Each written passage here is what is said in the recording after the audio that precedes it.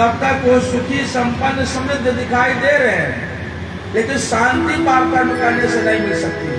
शांति के मूल में सदाचारी ही है। जो व्यक्ति सदाचारी है उसका जीवन सुख शांति और समृद्धि से परिपूर्ण होता है और वह निर्भय होता है। इस नाते व्यक्ति को सदाचार का अवलंबन लेते हुए भगवान की भक्ति करनी चाहिए। जीवन में केवल दो सूत्र व्यक्ति पकड़ ले, एक अपने जीवन में सदाचार को अपना ले और दूसरे भगवान की भक्ति करे, तो फिर उसका जीवन सफल सार्थक हो जाएगा और उसे लौकिक तथा पारलौकिक दोनों प्रकार के सुखों की प्राप्ति होगी। कथा इस प्रकार से है।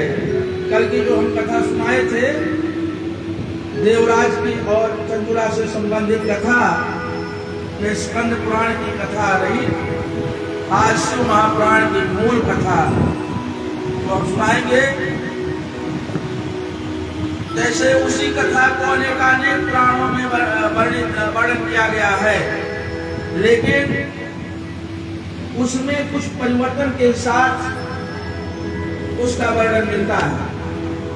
और जिस देवता से संबंधित पुराण होता है उसी देवता को उस पुराण में प्रतिष्ठित किया जाता है और उसी को सर्वोपरि माना जाता है।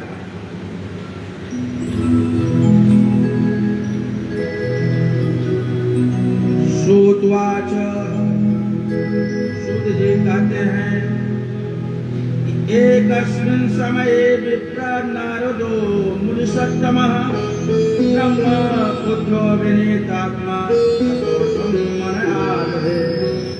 एक समय ब्रह्मा जी के पुत्र नारद जी, जो कि मुनियों में श्रेष्ठ हैं और विनम्र भी हैं, उन्होंने तपस्या करने का विचार किया, मन बनाया।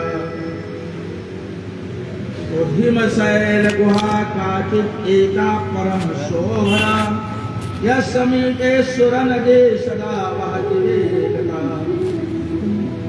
नारद जी हिमालय पर्वत की एक सुंदर गुफा में तपस्या करने के लिए गए। उसके निकट गंगा जी वेग से प्रवाहित होती हैं। तो तत्राश्रमो महादिव्यो नाना शोभा समन्विता तपोर्थम सययो तत्र नारदो दिव्य दर्शनः।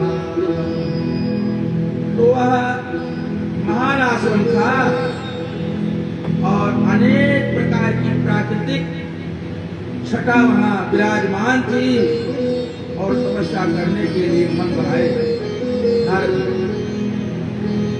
देखिए, प्रकृति से हट करके व्यक्ति अपना कल्याण नहीं कर सकता है।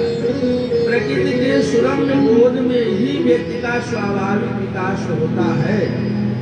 एक पाश्चात्य दार्शनिक हुआ है, उसका नाम है रूसो। वह प्रकृतिवादी था। उसने लिखा है कि बड़े बड़े नगर मानव जाति की कब्रगाह शमशान है, क्योंकि प्रकृति से दूर बड़े बड़े नगर होते हैं। इस नाते उसने ऐसा कहा है। तो स्वाभाविक विकास प्रकृति के सुरम्य बोध में ही संभव है।